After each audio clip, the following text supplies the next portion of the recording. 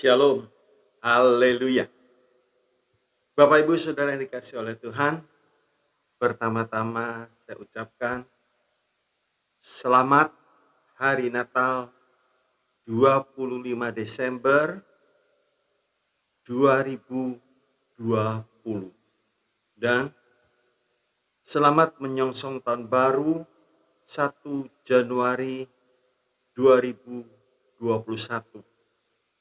Kiranya Tuhan Yesus senantiasa menyertai seperti Tuhan sudah menyertai kita sepanjang tahun 2020, begitu juga kita yakin dan kita percaya apa yang Tuhan sudah kerjakan di tahun 2020, Tuhan juga akan mengerjakan di tahun 2021. Bapak Ibu, mari kita berdoa lebih dahulu.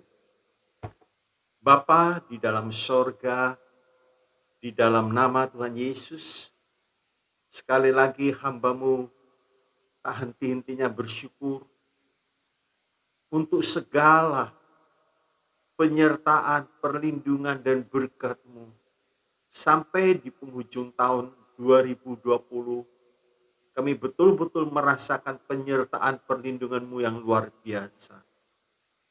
Bapa yang sangat baik, berikan kami kekuatan, berikan kami penghiburan, berikan kami sukacita lewat kebenaran firman-Mu yang sebentar akan hamba sampaikan. Urapi mulut lidah hamba-Mu Tuhan, bahkan kami semua yang mendengarkannya. Terima kasih, kami serahkan jalannya pemberitaan firman-Mu di dalam nama Tuhan Yesus Kristus. Haleluya. Amin. Shalom Bapak Ibu Saudara yang dikasihi oleh Tuhan. Haleluya. Nah, pada kesempatan hari ini saya ingin menyampaikan di dalam Mazmur 46 ayat 11 sampai yang ke-12. Saya berikan satu judul, tenanglah.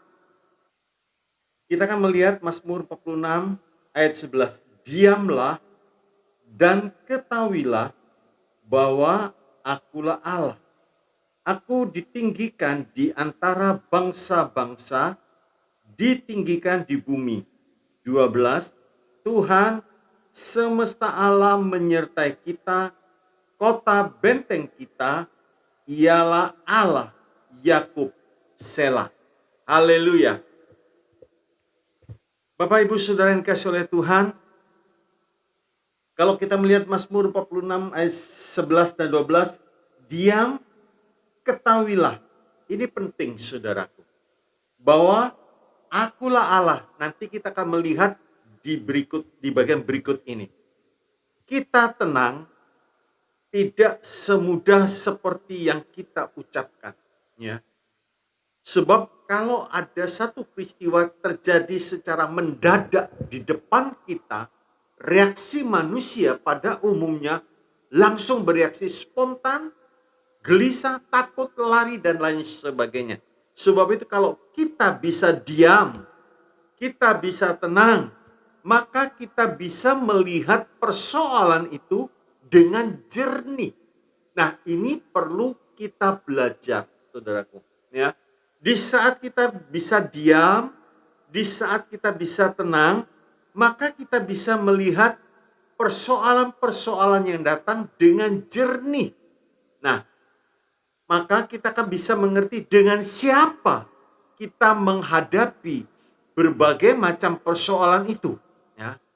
Kadang persoalan yang sangat sederhana, saudaraku, tapi membuat hati kita gelisah, membuat hati kita takut, membuat hati kita gemetar dan lain sebagainya. Saya beri contoh begini, ya. Kadang persoalan yang sederhana itu bisa mematikan iman kita. Contohnya, kebutuhan sehari-hari, ya. Padahal Tuhan kan memberitahu pada kita, saudaraku, kesukaran itu hari lepas hari, bukan minggu, bukan bulan, bukan tahun. Berilah kami berkat pada hari ini secukupnya. Jadi kesukaran itu hanya sehari. Tapi pada kenyataannya banyak orang yang bingung, banyak orang yang panik dan mulai berpikir begini, besok aku makan apa? Besok bayar uang sekolah bagaimana? Bayar PLN bagaimana? Dan seterusnya, ya. Dan seterusnya. Istimewa dalam sikon yang seperti sekarang ini, semua mengerti, saudara. Semua mengerti, ya. Pandemi ini semua mengerti. Istilah lockdown itu sekarang sudah umum, ya. Nah, terjadi PHK di mana-mana, kesulitan kerja di mana-mana. Bahkan dunia hiburan pun mengalami hal yang sama. Tempat-tempat pariwisata pun mengalami hal-hal yang sama, saudaraku. Nah, tetapi saudaraku, kita harus bisa mengerti dalam keadaan yang sangat tidak menentu, ternyata Tuhan Yesus kita tuh ya dan amin. Artinya pasti. Coba kita melihat di dalam 2 Korintus 1 ayat 19 dan 20. 2 Korintus 1 19 dikatakan demikian, karena Yesus Kristus anak Allah yang telah kami beritakan di tengah-tengah kamu, yaitu olehku dan Silvanus dan Timotius, bukanlah iya dan tidak, tetapi sebaliknya di dalam Dia, artinya di dalam Kristus, hanya ada iya. Sebab Kristus adalah iya bagi semua janji Allah. Itulah sebabnya oleh Dia kita mengatakan amin untuk memuliakan Allah. Jadi kita melihat di dalam Kristus semua bukan sebagian, semua janji Allah ya dan amin. Ya. Haleluya. Nah, kita perlu mengerti dan kita perlu belajar. Sebab itu kita perlu tenang, ya. Perlu diam, saudaraku. Nah, kita melihat Tuhan sudah memberitahukan di dalam Matius 24 ayat yang ke-6.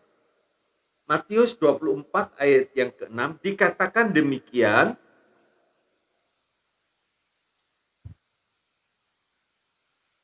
kamu akan mendengar deru perang atau kabar tentang perang. Namun berawas-awaslah. Jadi saudaraku, Tuhan sudah memberitahu akan mendengar, ya, akan mendengar kabar tentang perang. Namun berawas-awaslah. Kenapa?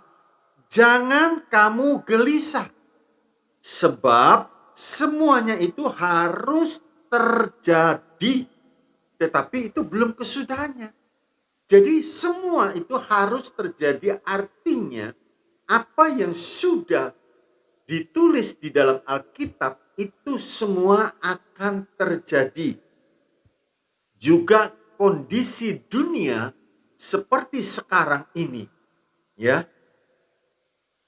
Kita akan mendengar dan melihat kabar yang mengerikan, kabar yang menakutkan, sehingga membuat hati orang beriman yang tidak teguh di dalam Tuhan menjadi gelisah, menjadi takut, menjadi cemas, menjadi khawatir.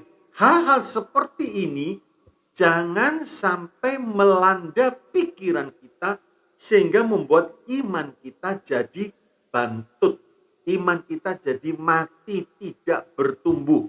Sebab itu Tuhan memberitahukan kepada kita dan memberikan pemberian yang besar, yaitu Yohanes 14 ayat yang ke-27.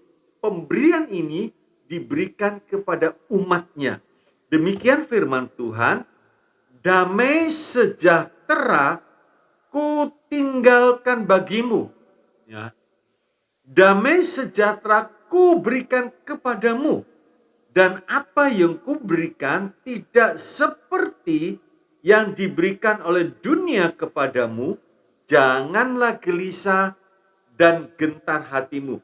Kalau saudara perhatikan, sejahtera yang mana? Sejahtera yang pernah Yesus alami selagi di muka bumi, itu ditinggalkan, diberikan kepada kita. Yesus pernah mengalami lapar, saudara. Ya, Yesus pernah mengalami ancaman. Ya, Yesus pernah dikucilkan. Yesus pernah dituduh dan sebagainya. Tapi sejahtera itu yang ada di dalam kehidupan Yesus memampukan Yesus untuk menyelesaikan tugas-tugas Sang Bapa. Haleluya. Nah, damai ini diberikan, ditinggalkan kepada kita. Sebab itu dikatakan jangan gelisah dan gentar hatimu. Haleluya. Nah, kita semua butuh ketenangan, Baik itu orang pintar, baik orang bodoh, baik orang kaya, baik miskin, baik sudah berkeluarga, baik bujang, baik tua muda, semua butuh ketenangan, saudara. Kalau saya beritahu seorang bujang kalau tidak tenang, maka hidup masa mudanya jadi ngawur. Sembaran pilih pasangan hidup semau dia karena tidak tenang, karena gelisah. Tapi kalau tenang, Tuhan akan memberikan yang terbaik. Nah, dunia hari-hari ini mengalami keadaan tidak tenang. Di Indonesia, saya tidak perlu sebutkan, saudara bisa mengerti. Keadaan tidak tenang beberapa hari dan waktu ini. Ya, tetapi orang yang di dalam Tuhan memiliki damai, memiliki sejahtera, memiliki ketenangan sehingga tidak panik, saudara. Sehingga tidak takut. Haleluya. Di bidang yang lain kita melihat dalam dunia pendidikan, orang yang sudah lulus sekolah mulai berpikir, pekerjaan apa yang bisa aku dapatkan? Lapangan pekerjaan di mana? Ya. Nah, kalau ini semua menjadikan kita cemas, menjadikan kita takut, menjadikan kita tidak tenang, tindakan kita sembarangan, saudara. Asal dapat kerjaan, halal tidak halal, sikat terus, saudara. Sebab mereka berpikir susah cari kerjaan. Apa saja dikerjakan, pokoknya dapat hasil. Nah, Bapak Ibu Saudara yang dikasihi oleh Tuhan, ketenangan saya beritahukan pada saudara ya. Ketenangan bukanlah sebuah keadaan. Ketenangan bukanlah sebuah keadaan.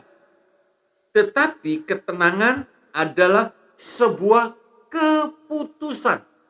Ya. Sekali lagi, ketenangan bukanlah sebuah keadaan, tetapi ketenangan adalah sebuah keputusan. Saya beritahukan saudara, kita baca di dalam 2 Tawari 15 ayat yang kelima. 2 Tawari 15 ayat yang kelima. Dikatakan demikian, saudaraku. Pada zaman itu tidak dapat orang pergi dan pulang dengan selamat karena terdapat kekacauan yang besar di antara segenap penduduk daerah-daerah. Kita lihat lagi Yeskel 7 ayat yang ke-15 ya. Yeskel 7 ayat 15. Pedang ada di luar kota, sampar dan kelaparan ada di dalam. Artinya di dalam kota. Barang siapa yang di luar kota akan mati karena pedang. Dan barang siapa yang di dalam kota akan binasa oleh kelaparan dan sampar. Jadi kita melihat Di luar pedang, di dalam sampar. Dengan kata lain, maju kena, mundur kena. Jadi keadaan begini terdesak. Tapi kita mesti melihat apa janji Tuhan. Apa janji Tuhan bagi umatnya. Nah, dalam Mazmur 121, Mazmur 121 ayat 7 dan 8, saudara perhatikan, Tuhan akan menjaga engkau terhadap segala kecelakaan, Ia akan menjaga nyawamu. Tuhan akan menjaga keluar masukmu dari sekarang sampai selama-lamanya. Jadi, kalau kita punya firman, kita punya jaminan, kita punya kekuatan, kita punya pengharapan. Jadi kita tidak gelisah. Sebab itu saudaraku, jangan tunggu sampai keadaannya tenang, baru kita bisa tenang. Tetapi ambil keputusan dalam segala perkara, kita bisa berkata, aku tahu bahwa Tuhan menyertai aku. Ya. Jadi sekali lagi saudaraku, jangan tunggu sampai keadaannya tenang, baru kita bisa tenang. Tetapi ambil keputusan dalam segala perkara, aku tahu bahwa Tuhan menyertai aku. Haleluya. Nah, sekarang saya beri contoh begini saudara. Ya, saudara perhatikan baik-baik ini, peristiwa ini dalam Markus 4 ayat yang ke-28 sampai ayat ke-38 sampai 40. Markus 4 ayat 38 sampai 40 dikatakan, nah, pada waktu itu Yesus sedang tidur di buritan di sebuah tilam, maka murid-muridnya membangunkan dia dan berkata kepadanya, ya, Guru, engkau tidak peduli kalau kita binasa. 39, ia pun atau Yesus bangun menghardik angin itu dan berkata kepada danau itu, diam, tenanglah. Lalu angin itu reda dan danau itu menjadi teduh sekali. Lalu ia berkata kepada mereka, mengapa kamu begitu takut? Mengapa kamu tidak percaya? Ya. Orang Kristen waktu menghadapi badai, jangan biarkan Tuhannya tidur. Ya. Kadang ada orang berkata begini, saudara, kita berdoa seperti orang minum air. Artinya kita butuh setiap waktu. Ya. Jangan berdoa seperti orang minum obat. Kalau tidak perlu, kalau tidak sakit, ya obatnya tidak diminum. Begitu juga, kalau tidak ada kebutuhan, tidak ada kesulitan, ya tidak berdoa. Artinya, Yesusnya dibiarkan tidur, saudara. Begitu ada kesulitan mendadak, bingung, kata-katanya ngawur. Guru, gak peduli ya, kalau kami binasa. Kata-kata yang sembarangan, saudaraku. Ya, haleluya. Jadi, kalau kita melihat, ya, beberapa di antara kita kadang-kadang mengalami kepanikan seperti ini sebab putus hubungannya dengan Tuhan. Tuhannya dibiarkan tidak berfungsi karena tidur, saudaraku. Ya, tidur padahal waktu kalau Yesus bangun semua selesai. Semua beres, saudara. Kalau waktu kita berdoa kepada Tuhan, pastikan Tuhan mendengar, pastikan juga waktu Tuhan menjawab, kita mendengar. Sekali lagi, Waktu kita berdoa, pastikan Tuhan mendengar. Waktu Tuhan bicara, pastikan kita mendengar. Ya, pastikan. Kalau Tuhan sudah bicara, kita nggak dengar, ya tetap gelisah, ya tetap takut, saudara. Gimana mungkin saudara tanya, gimana cara Tuhan berbicara kepada kita? Kita punya Roh Kudus. Roh Kudus itu akan memberikan keyakinan. Roh Kudus akan memberikan keteguhan. Jikalau hatimu tidak menyalahkan engkau, engkau ada kebebasan, engkau ada keluasan untuk menghampiri Tuhan. Jadi kita menghadapi permasalahan dengan tenang, ya. Nah, saya beri contoh lagi. Waktu Israel di dalam pimpinan Musa, Musa memimpin bangsa Israel keluar dari Mesir.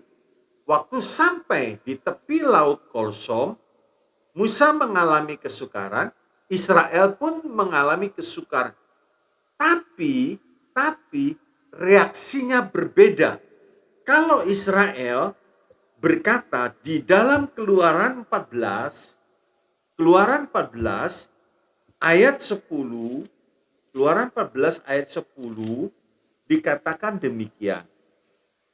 Ketika Firaun telah dekat, orang Israel menoleh, maka tampaklah orang Mesir bergerak menyusul mereka. Perhatikan. Lalu sangatlah ketakutanlah orang Israel dan mereka berseru-seru kepada Tuhan. Nah, sudah berseru kepada Tuhan, terus mereka berkata kepada Musa, loh, sudah berdoa, sudah berseru, tapi mereka mulai ngomong kepada Musa, ya. Apakah karena tidak ada kuburan di Mesir, maka engkau membawa kami untuk mati di padang gurun ini? Apakah yang kau perbuat ini terhadap kami dengan membawa kami keluar dari Mesir? Tapi Musa yang mengalami peristiwa Sikon yang sama, di dalam ayat yang ke-13, Keluaran 14 ayat 13, Musa berkata demikian. Tetapi berkatalah Musa kepada bangsa ini, janganlah takut, berdirilah tetap dan lihatlah keselamatan dari Tuhan yang akan diberikannya hari ini kepadamu, sebab orang Mesir yang kamu lihat hari ini tidak akan kamu lihat lagi untuk selama-lamanya, sebab Tuhan akan berperang untuk kamu dan kamu akan diam saja. Haleluya. Bapak Ibu Saudara yang dikasihi oleh Tuhan, kalau kita perhatikan, janganlah takut, berdirilah tetap dan lihatlah keselamatan dari Tuhan yang akan diberikannya hari ini kepadamu. Tuhan belum menolong saat itu. Tapi Musa punya kata-kata iman. Musa tetap tenang. Sebab orang yang tenang, pikirannya jernih, mulutnya berkata-kata bukan kata-kata yang negatif, tapi mengatakan perkataan firman. Langit dan bumi bisa lenyap, tetapi firman Tuhan tetap kekal selamanya. Haleluya, haleluya. Nah, sebab itu saudaraku, ya, pastikan waktu menghadapi persoalan, sekalipun saat itu belum nampak atau belum kelihatan pertolongan Tuhan, tapi kita sudah mengatakan perkataan iman, perkataan yang pertolongan Tuhan pasti terjadi. Di ayat 14 tadi dikatakan Tuhan akan berperang untuk kamu dan kamu akan diam saja. Nah, ciri keadaan orang yang takut menghadapi kesukaran yaitu tidak ada keteguhan, tidak ada ketenangan, selalu ikut arah orang banyak. Bangsa Israel waktu 1, 2, 3, 4, 5. Waktu 10 pengintai mengatakan mati kita. Yang lain ikut, saudara, ikut arus perkataan 10 orang ini. Begitu juga di tepi lain kosong, mati, mati, mati. Semua terdengar teriakan yang serempak. Apa kurang kubur di Mesir. Bapak Ibu yang saudara dikasih oleh Tuhan, orang benar tidak akan ikut arah-arah yang salah, arus yang salah. Sebab apa? Orang benar itu berakar di dalam Tuhan. Nah, orang seperti ini seperti singa muda. Ya, saya berikan 2 perbandingan ayat ini. Mari kita lihat ya. Satunya menghadapi singa, satunya menghadapi daun yang gugur, tapi lari. Amsal 28 ayat yang pertama. Amsal 28 ayat yang pertama dikatakan demikian, orang fasik lari walaupun tidak ada yang mengejarnya, tetapi orang benar merasa aman seperti singa muda.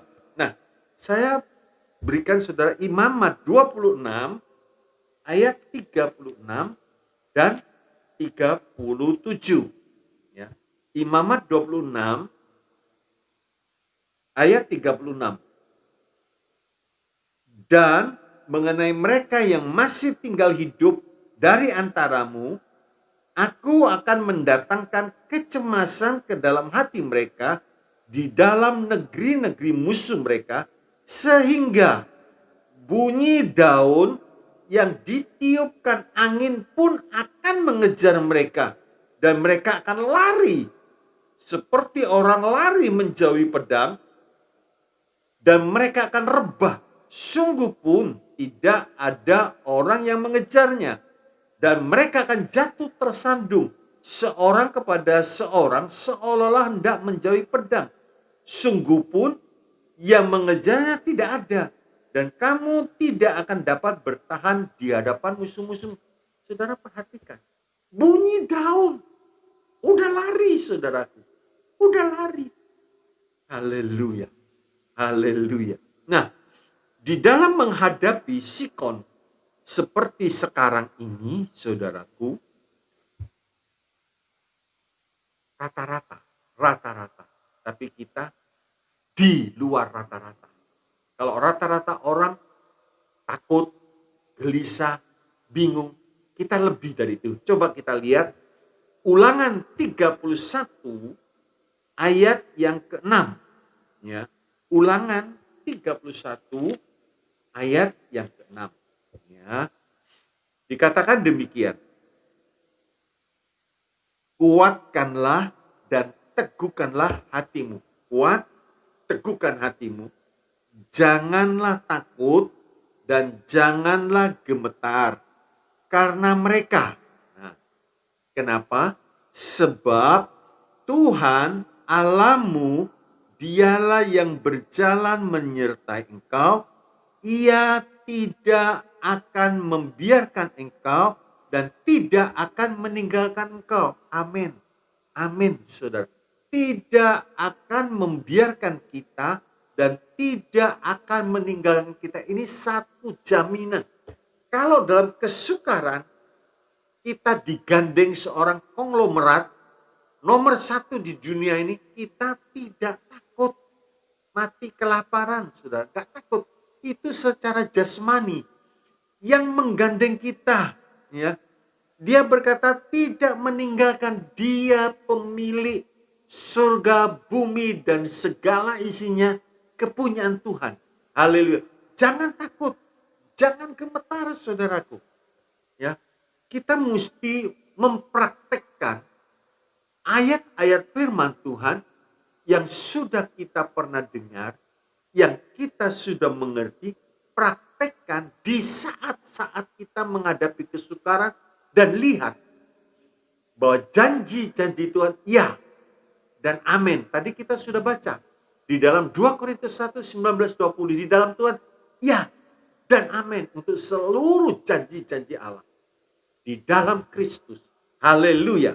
Nah, kesukaran, kesulitan, ancaman, ya, itu semua yang datang, kita mesti melihat dari sudut pandang yang lain, saudaraku. Kalau mata kita hanya melihat kesukaran, itu sangat menakutkan, bahkan bisa menakut-nakuti kita. Tetapi firman Tuhan di dalam 1 Petrus 5 ayat 8, bahwa iblis itu seperti singa. Seperti singa.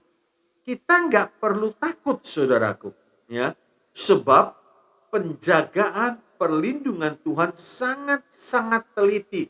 Bahkan Matius 10, 29 sampai yang ke-31, Matius 10, 29 sampai 31 dikatakan demikian,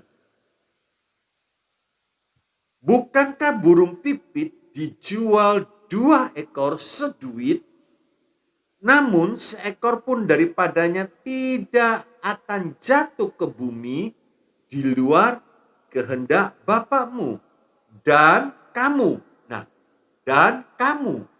Jadi sebelumnya Tuhan menunjukkan burung pipit itu binatang yang kecil. Boleh dikatakan tidak berharga. Harganya terlalu murah, saudaraku. Tapi Tuhan berkata, tidak ada jatuh ke bumi di luar kehendakmu. Terus dilanjutkan, dan kamu. Nah, haleluya. Rambut kepalamu pun terhitung semuanya. Sebab itu janganlah kamu takut, karena kamu lebih berharga daripada banyak burung pipit. Bapak, Ibu, Saudara yang dikasihi oleh Tuhan, kata jangan takut, jangan khawatir, itu limpah di dalam firman Tuhan. Sekarang tergantung kita mau mempercayai atau enggak. Di saat kita menghadapi ancaman kesulitan, firman Roh Kudus itu akan mengingatkan ayat-ayat firman Tuhan sehingga kita timbul iman. Jangan takut, jangan takut.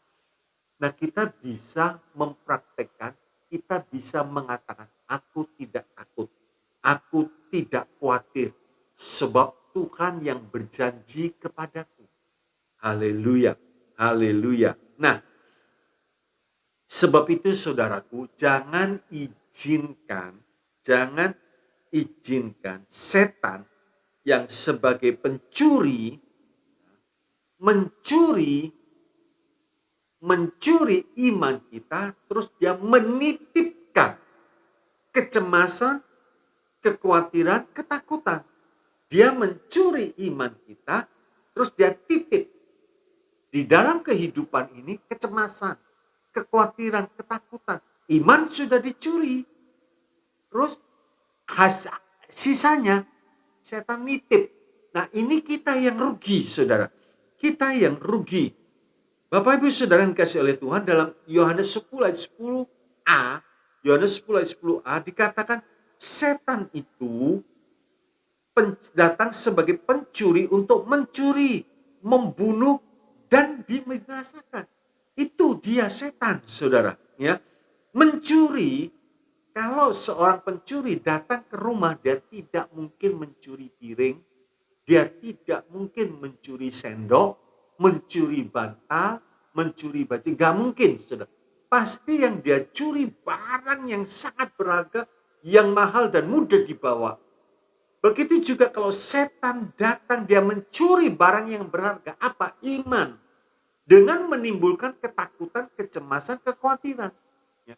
Kalau iman dicuri, firman Tuhan jelas berkata, tanpa iman mustahil kita berkenan di hadapan Allah. Sebab seluruh janji-janji Allah kita dapatkan dengan iman.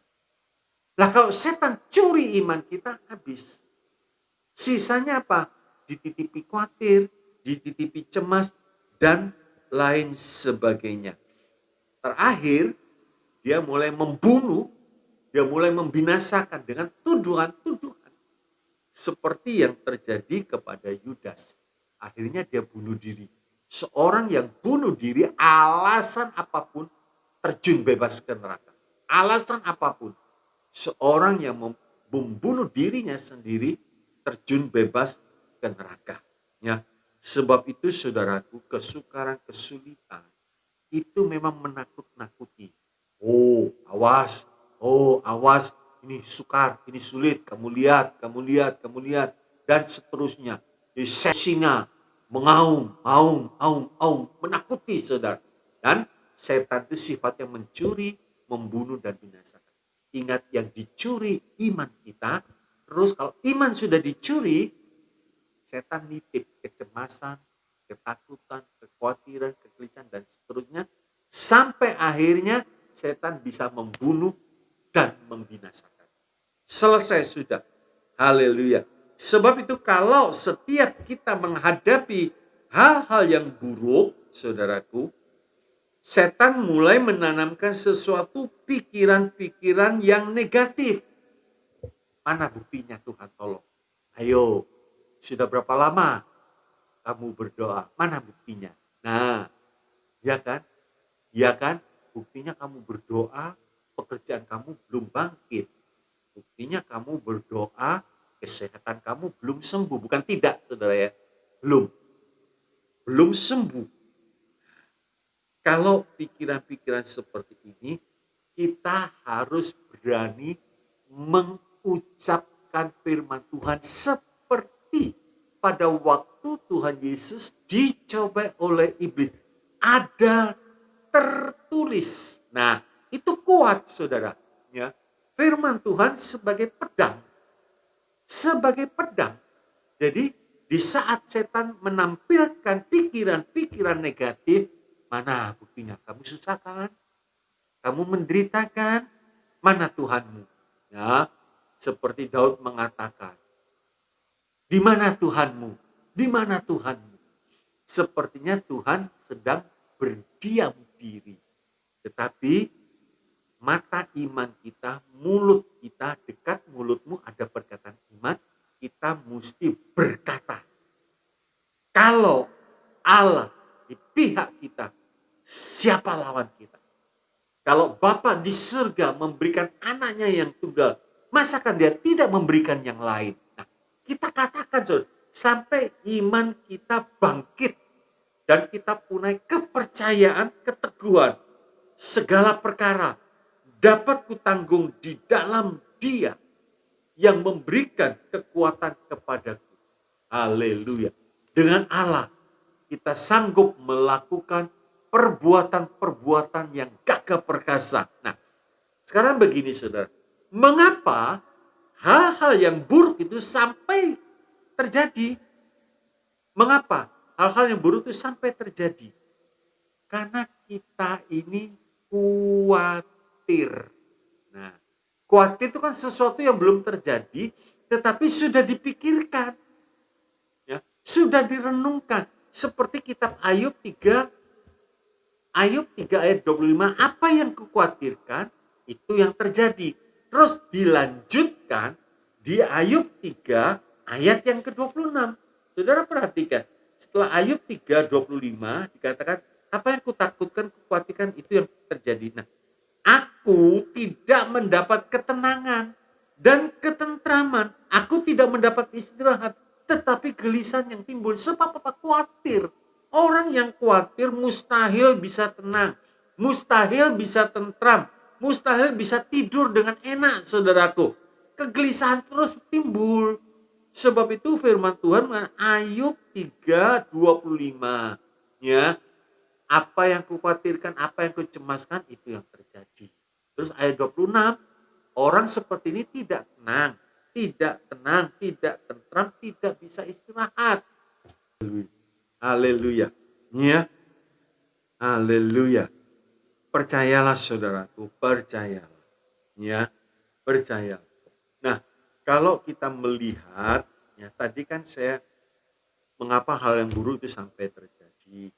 Nah, kita melihat atau bukan karena khawatir, tapi Tuhan ingin menunjukkan karyanya, kemuliaannya dalam hidup orang itu. Di dalam Yohanes 9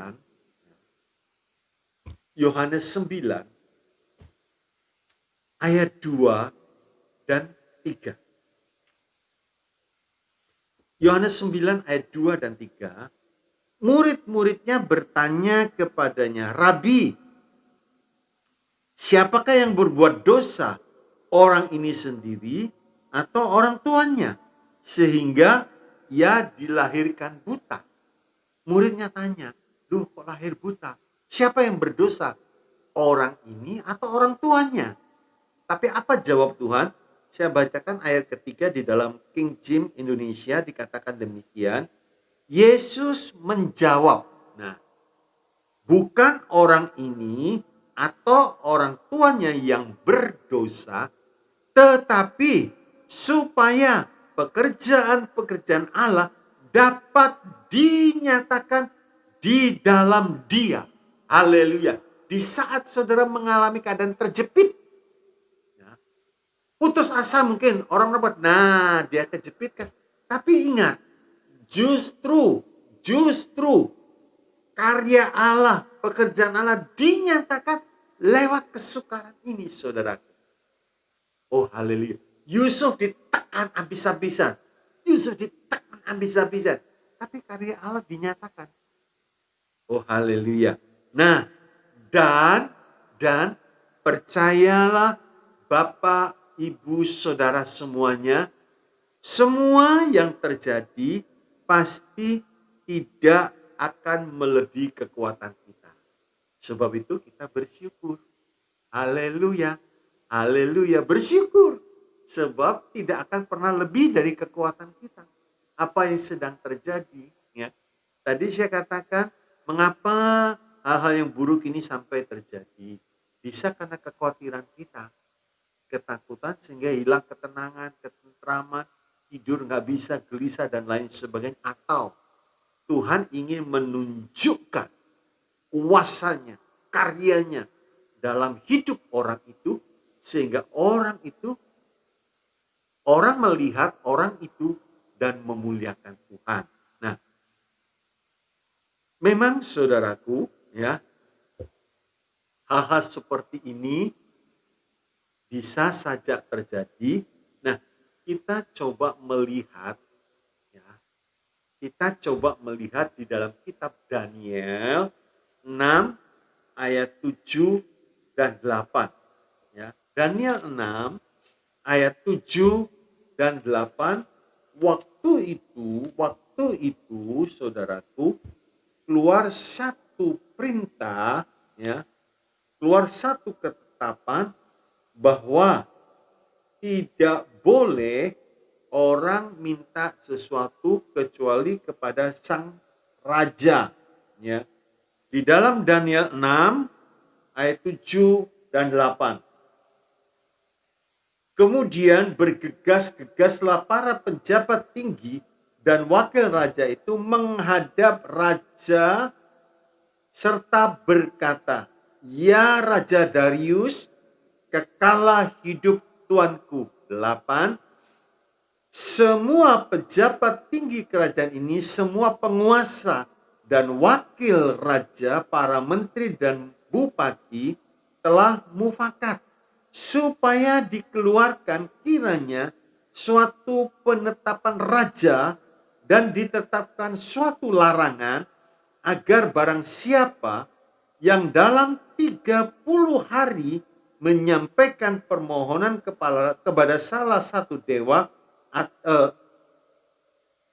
agar barang yang dalam 30 hari menyampaikan permohonan salah satu dewa atau manusia, kecuali kepada tuanku ya raja, maka ia akan dilemparkan ke dalam gua singa. Ini sudah dimintakan kesepakatan. Hanya boleh minta kepada raja. Di luar itu tidak boleh. Kalau sampai ketahuan, dilempar. Nah, dalam kondisi seperti ini, apa yang dikerjakan Daniel? Apa yang diperbuat Daniel? Ternyata di dalam Daniel 6 ayat yang ke-11, Daniel tetap berdoa. Akibatnya apa? Mungkin kita berpikir begini, Tuhan, saya sudah berdoa Tuhan untuk masalah ini. Tuhan, saya sudah berdoa untuk kesukaran ini. Kok malah tambah sengsara Tuhan? Kok malah tambah terjepit Tuhan?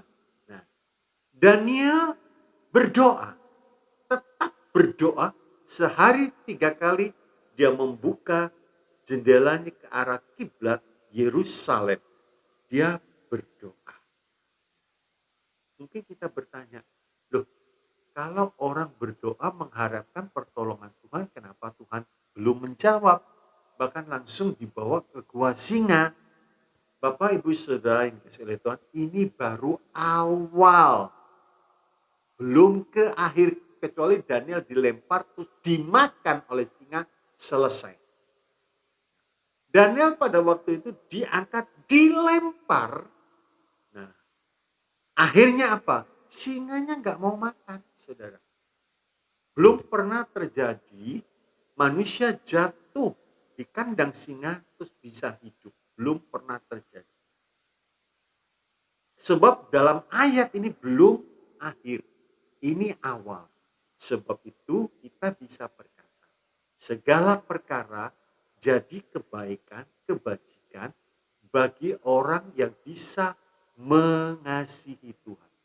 Daniel mengasihi Tuhan, Daniel cinta Tuhan, maka segala perkara jadi kebaikan, kebajikan. Haleluya. Nah, kita melihat mengapa kita perlu memiliki hati yang tenang. Mengapa kita perlu memiliki hati yang tenang? Satu, sebab kalau kita tidak tenang, maka waktu Tuhan mau tolong kita, justru dikatakan hantu.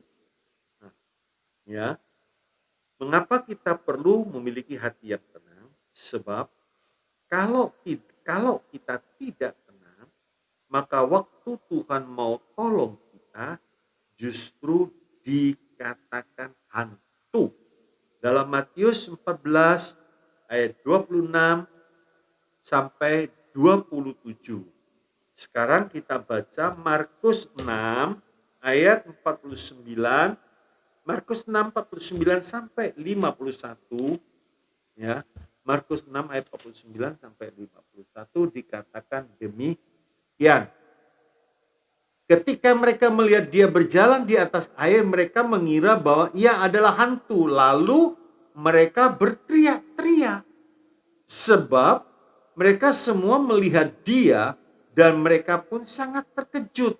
Tetapi segera ia berkata kepada mereka, tenanglah, aku ini, jangan takut. Perhatikan di ayat 51, perhatikan setelah itu apa? Lalu Yesus naik ke perahu mendapatkan mereka dan angin pun redalah. Mereka sangat tercengang dan bingung. Kalau hantu nggak mungkin disuruh masuk.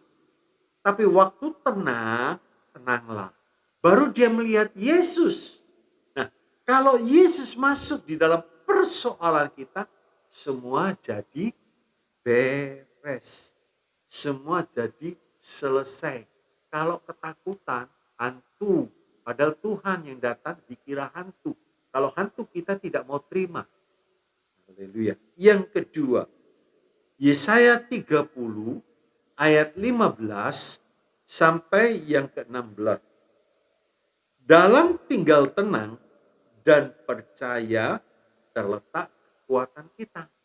Yesaya 30 ayat 15 dan 16, dalam tinggal tenang dan percaya terletak kekuatan kita. Apa yang membuat kita kehilangan kekuatan? Apa yang membuat kita kehilangan kekuatan? Bukan masalah yang terlalu besar, bukan, saudara.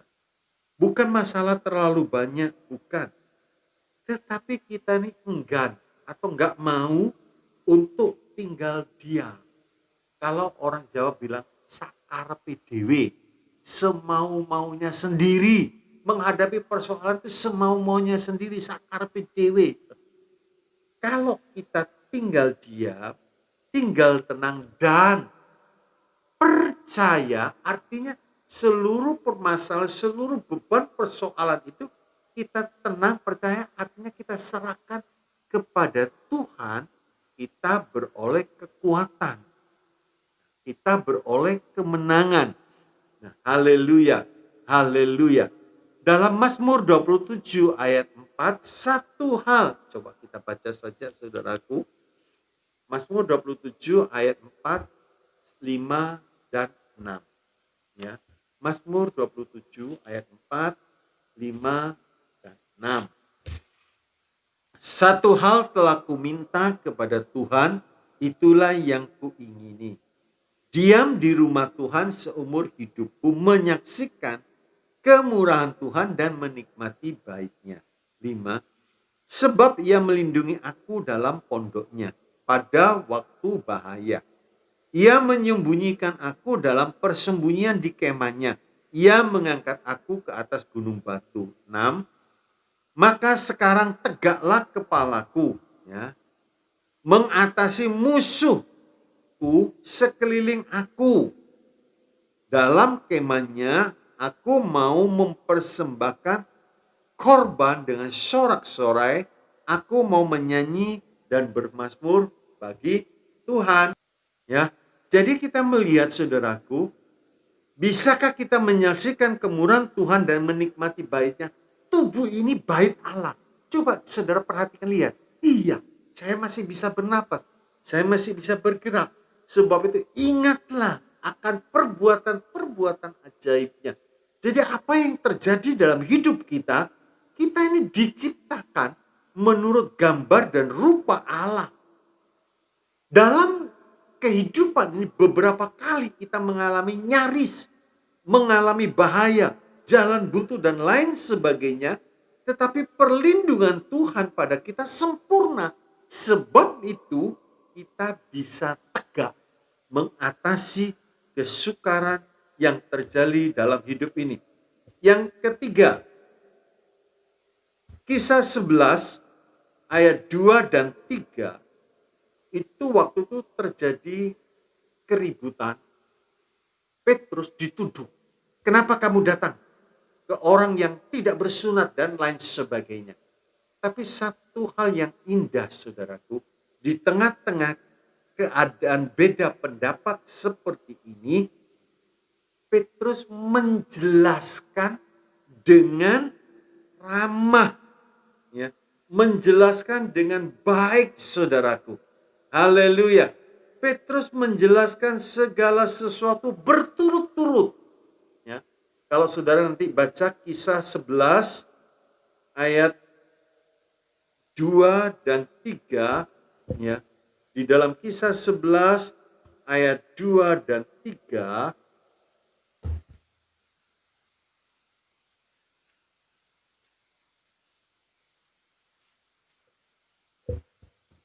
nah, di dalam ayat yang keempat, Petrus mulai menjelaskan secara baik.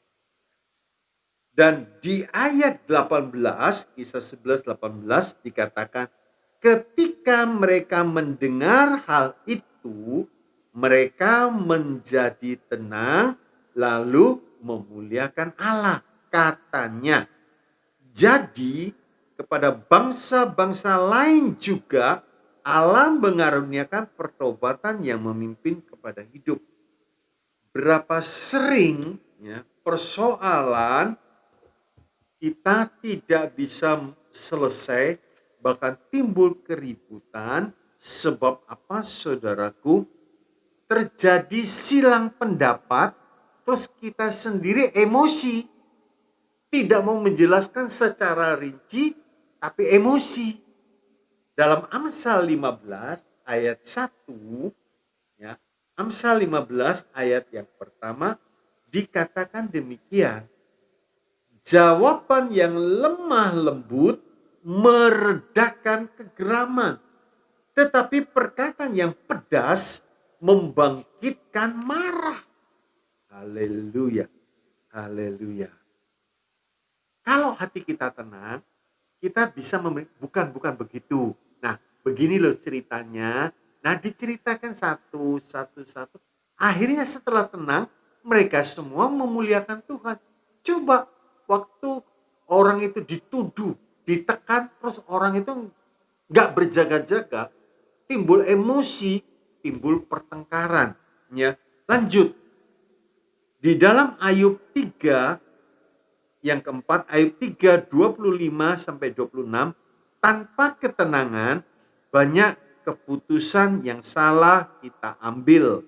Bukan karena kita bodoh, bukan karena tidak mampu, melainkan karena kita tidak tenang. Ya, sebab itu firman Tuhan mengatakan, kesudahan segala sesuatu sudah dekat, karena itu kuasailah dirimu dan jadilah tenang. Kuncinya apa? Waktu tenang supaya kamu dapat berdoa. Kesimpulannya, satu, jangan panik menghadapi berbagai kesukaran. Mendekatlah kepada Tuhan, sumber kekuatan dan pertolongan kita. Kesukaran itu datang, tapi jangan panik, saudara. Orang yang tidak panik memiliki ketenangan, itu hubungan dengan Tuhan baik. Yang kedua, jangan takut sekalipun kesukaran-kesukaran itu di depan kita. Tetap kita beribadah kepada Tuhan, baik di rumah kita doa, kita baca firman Tuhan, seperti yang dikerjakan oleh Daniel. Sekalipun kesukaran itu di depan kita, jangan takut, saudara. Ya, mati hidup kita dalam tangan Tuhan. Yang ke pedang, yang kelaparan, yang kematian, saudara. Tidak ada yang kebetulan. 3, percaya dan yakinlah bahwa dalam tinggal tenang terletak kekuatan kita. Oh, haleluya. Ya, kalau anak ujian terus gak tenang, gelisah, semua apa yang sudah dipelajari blank, kosong, saudara. Gak bisa ngerjakan, padahal dia sudah belajar. Tapi karena tenang, gelisah, tangannya dingin, berkeringat, dan lain sebagainya, cemas, gak bisa mengerjakan. Padahal kalau dia tenang, semua apa yang dipelajari muncul. 4, jangan izinkan pikiran-pikiran yang negatif mengganggu iman kita. Ya, setan tuh suka sekali sudah titip pikiran-pikiran yang negatif. Haleluya. Demikian firman Tuhan. Kiranya Tuhan memberkati kita semua. Mari kita berdoa. Haleluya, haleluya. Bapa di dalam sorga, di dalam nama Tuhan Yesus, sungguh kami bersyukur. Biar kami semua memiliki ketenangan. Bukan karena kami bisa menghadapi kesukaran, tapi kami dekat. Hanya dekat Allah kami tenang. Hanya dekat Allah kami merasa kekuatan. Di hadapan hadirat-Mu Tuhan, ada kesukaan, sukacita yang berlimpah-limpah. Bapa yang baik, dunia tidak pernah memberikan ketenangan, kedamaian. Hanya di dalam Tuhan. Sebab itu, ajar kami untuk selalu bersekutu erat dengan Tuhan, sehingga hidup kami boleh tenang menghadapi masa-masa yang akhir ini, di mana kesukaran makin lama makin bertambah, tapi justru Tuhan berjanji kepada kami akan keluar sebagai pemenang. Haleluya. Terima kasih Tuhan, terima kasih.